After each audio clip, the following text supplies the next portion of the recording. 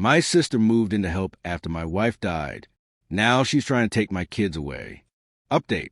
I brought the video straight to my lawyer, Mark. He watched it silently. Didn't blink. When it ended, he just said one word. Perfect. It felt wrong, calling it that. But he was right. Legally, it was damning. Not only did it show Melissa coaching a child to manipulate court testimony, it showed intent. Calm, premeditated, deceitful intent. Mark put together a motion to dismiss her emergency guardianship petition on the grounds of custodial interference and emotional manipulation. He also filed a request for a restraining order to prevent her from contacting the kids before the hearing. The judge agreed to an emergency review, and just like that, the timeline shifted. We were going to court in 48 hours. The night before the hearing, I sat down with Emma and Noah. I needed to talk to them, not as a parent trying to defend himself, but as a father trying to prepare his children for something ugly. I explained gently that the judge might ask some questions, that it was okay to be nervous, that the most important thing was to tell the truth. Emma just nodded. Noah climbed into my lap and whispered, "Do we have to go live with Aunt Mel?" "No," I said. "You're staying with me." I don't know if it was the words or the way I said them, but something in both of them loosened, like they'd been holding their breath for weeks and could finally exhale. They slept in my bed that night. I didn't. Court isn't like the movies.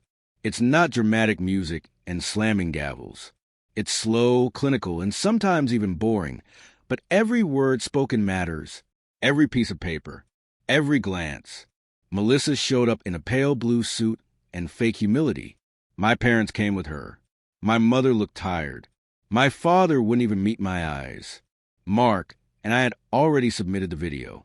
Melissa's lawyer tried to exclude it on privacy grounds, but the judge allowed it, citing the best interests of the children and the fact that the recording wasn't obtained through coercion. When the video played in court, the room changed. You could feel it, like someone had pulled the oxygen out of the air. Melissa didn't look at the screen. My mother put a hand over her mouth. Even her lawyer flinched. Emma's tiny voice filled the courtroom. "Hi, Mommy. I miss you." Then the calm, quiet horror of Melissa's manipulation unfolded. When it ended, no one spoke for a full 10 seconds. Then the judge leaned forward and said, "Well, I think we've seen enough for now." Melissa's lawyer tried to spin it. She was emotional, concerned. She made a poor judgment in a moment of desperation. The judge wasn't buying it. This wasn't a moment. This was an extended conversation. She clearly intended to influence a minor's testimony, and she did so under the pretense of love.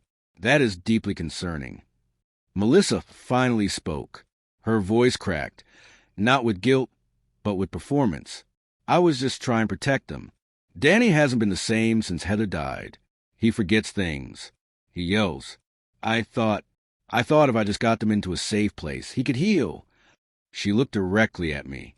I didn't mean to hurt anyone, but I didn't believe her anymore. I didn't think anyone in the room did. This wasn't something I wanted. In fact, I begged Mark to try and avoid it. But the judge wanted to hear from Emma directly, and only briefly. She sat in a separate room with a child advocate and gave her statement via video. She was brave. When they asked her who she felt safest with, she said, "My dad, always." She wasn't coached. She wasn't rattled. She just told the truth. After a short recess, the judge returned with a ruling. Melissa's emergency guardianship motion denied. A temporary restraining order was granted. She was not to contact me or the kids in any way. And the judge recommended the DA review the case for possible custodial interference charges. But what really hit me was what came after. The judge turned to Melissa and said, "Ms. Wilkins, this court finds your behavior manipulative, reckless, and emotionally harmful to the very children you claim to be protecting. Your conduct has not only undermined your credibility, but severely damaged your relationship with your niece and nephew. I suggest you seek therapy before any further involvement with them is considered." Melissa didn't cry. She just sat there, staring. After the hearing, my parents tried to speak to me in the hallway. My dad said, "We didn't know. We didn't think she'd go that far." My mother looked destroyed. She tried to hug Emma. Emma hid behind my leg. I didn't yell. I didn't make a scene. I just said, "You chose to believe her over me. Now you live with that." We walked away. That night, I got one final text from Melissa before she disappeared behind the restraining order. "You stole them from me. I was their mother when you weren't even a person anymore. They loved me. You just got lucky." I didn't reply. I just deleted it and backed it up to my lawyer. Emma and Noah are healing. Slowly. Emma's back in therapy, real therapy, with someone qualified and kind. She's opening up more, laughing again, coloring again. Noah still wakes up some nights crying, but he doesn't ask about Melissa anymore. As for me, I'm still trying to find my footing. Grief never really ends. It just changes shape. But now that Melissa's out of our lives, I can finally start building something stable again. I still don't understand how someone could do what she did, how blood could turn so cold. But I've learned something. Family isn't who shares your DNA. It's who shows up, who tells the truth, who holds you through the storm, not the ones who push you deeper into it. Update. The courtroom battle was over, but the war wasn't. Melissa's words still echoed in my mind. "You stole them from me." Within a week of the hearing, the district attorney opened a formal investigation into Melissa's conduct. Custodial interference was a serious charge, and with the video evidence and testimonies, the case was strong. Melissa disappeared from the family's social circles. Calls went unanswered, messages ignored. It was like she was retreating into a shadow. The hardest part was rebuilding my relationship with Emma and Noah. Therapy helped. We found a counselor who specialized in family trauma, and slowly the kids learned to trust me again without fear. Melissa was charged with custodial interference and child endangerment. Her defense tried to paint her as a grieving sister who overstepped, but the evidence was clear. She pleaded guilty to a reduced charge and agreed to mandatory counseling and supervised visitation. It wasn't perfect, but it was progress. I learned to accept that family betrayal cuts deep, but it doesn't have to define the future. Every day, I try to show Emma and Noah that love can be steady, even when the past was a storm. My phone buzzed one evening. The caller ID was my mom. I answered without a word. "Daniel, please, can we talk? We want to fix this." I cut her off. "No." Her voice caught, desperate. "We're family. We can work through this." I laughed, bitter, harsh. "You believe her over me. You chose her lies instead of my truth. There is nothing to fix." She said nothing. I ended the call. The phone rang late one rainy evening. I glanced at the screen. "Mom." I answered without greeting. There was a quiet pause. Then her voice came, shaky and hesitant. "Daniel, can we talk? Please, just for a few minutes. I want to try to make things right." Her words felt like cold fingers twisting in my chest. Empty promises that had no meaning anymore. I breathed out, sharp and bitter. "You want to make things right? After everything? After you chose to believe her lies over my truth? After you watched me fight for my kids while you sat silent?" Her voice cracked. "Daniel, I was blinded. I was scared. But I'm your mother. We are family. We have to." I cut her off, voice icy and unforgiving. "Family? Family is supposed to protect each other, Mom, not turn their backs. You destroyed us. You chose her." There was silence. Then her voice, soft, pleading. "Please, Daniel." I slammed the words out like a door. "I'm done. Don't call me again." I ended the call before she could say another word. 2 days later, my dad left a voicemail. "Danny, son, we want to see you. The kids. We want to fix this. Please. We love you." His voice cracked with something I didn't want to hear, vulnerability. But I didn't call back. I didn't want to hear it. Update. It was late afternoon on a Sunday. I was sitting in the living room, trying to keep Noah distracted with his coloring book while Emma was reading nearby. The sudden ding-dong of the doorbell sliced through the silence like a knife. I wasn't expecting anyone. Not after everything. I glanced through the peephole and froze. Melissa was standing on the porch.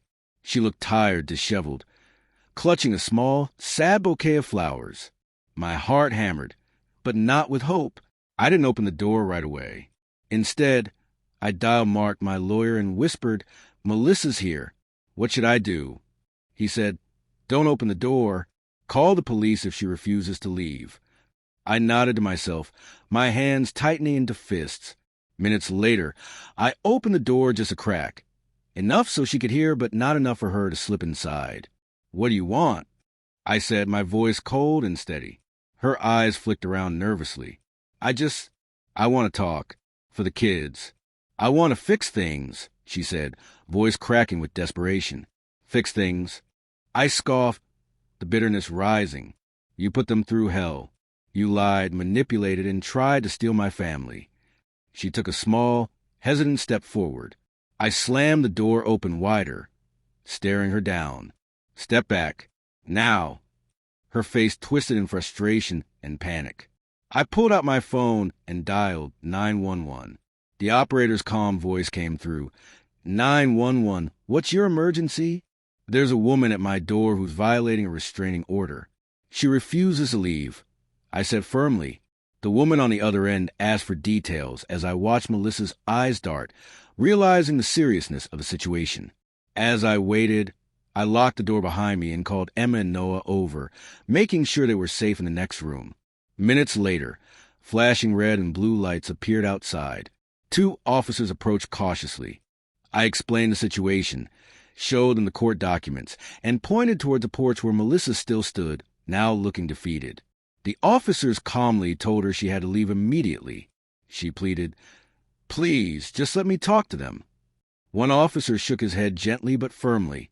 "Ma'am, there's a restraining order in place. You cannot contact them." Melissa's shoulders slumped. She gave me one last hollow look, filled with everything from regret to anger. Then she turned and walked away, disappearing down the street like a ghost. Back inside, I closed every lock and sank into a chair, exhausted. Update. It was a Saturday afternoon, warm, crowded, chaotic. The kind of day where a single parent could lose focus for one moment and regret it for the rest of their life. Emma and Noah had begged to go to the community park downtown. It was always packed with kids, dogs, food trucks, and a nice, open-air book fair that Emma loved browsing. I watched them like a hawk, or so I thought. I turned away for no more than 30 seconds. A man at a nearby bench had waved me over to return a dropped backpack. Not even mine. Just a stranger trying to help. And in that small window of time, the hairs on the back of my neck rose. I turned around. Emma wasn't standing where she had been. My heart dropped into my stomach. Then I saw her, Melissa. She was crouched down beside Emma at the edge of the reading tent, sunglasses on, smiling wide, her hand on my daughter's arm. Emma looked frozen, stiff, uncomfortable. She didn't scream. She didn't run. She just stood there like her body had shut down. My vision blurred with fury. I charged across the grass. "Get your hands off my daughter." I roared, every parent in a 50-foot radius whipping their heads around. Melissa stood up quickly, hands raised like she was innocent. "Daniel, wait, it's not what it looks like." She saw me and smiled. I didn't even give her a second chance. I reached for my phone and dialed 911. My voice was shaking but sharp. "This is an emergency. A woman under a restraining order just made physical contact with my daughter in a public park. We need police presence immediately." I gave the location and description. She tried to walk away. I blocked her path. "You're not going anywhere." 2 police cruisers arrived in minutes. Melissa tried to play it cool, calm. "It was just a misunderstanding. She's my niece." She wasn't afraid. I didn't know he'd be so. But I had the footage from a parent nearby. They'd started recording the second they saw Melissa approach my daughter. It clearly showed her reaching out and taking Emma's arm, bending down to whisper something. When police reviewed the video and saw the standing no-contact restraining order on record, that was it. She was arrested on the spot for violation of a court order, attempted custodial interference, unlawful contact with a minor, criminal trespass, public space condition. Emma watched them put her in handcuffs. She didn't cry. She didn't speak. She just grabbed my hand and wouldn't let go. The DA didn't play around this time. They moved to elevate the charges due to repeated violations, the public nature of the incident, and the emotional harm inflicted on a minor. Melissa's attorney tried to frame it as a moment of emotional weakness. The court didn't buy it. This time, her bail was denied. She was sent to county jail pending trial. Melissa crossed the line for the last time, and now she would face the full weight of the consequences. Update. Melissa arrived in court with her lawyer and a rehearsed look of regret. She wore soft colors, cried during opening statements, claimed her mental health was unraveling after Heather's death. She just missed the children, her attorney told the jury. She had been like a mother to them. Her emotions clouded her judgment. But the DA's office did not blink. They played the recorded video from months earlier, the one where she coached Emma, whispered lies, and sweetly demanded the truth be altered. The courtroom went silent. Again. Then they showed footage from a park incident. Melissa reaching out to touch Emma's arm, whispering something into her ear before Emma froze. Then came my testimony. I didn't sugarcoat anything. I told them how I had lost my wife, how Melissa slithered in pretending to help, and how she slowly chipped away at our lives. I looked the jury in the eyes and said, my children had already lost their mother.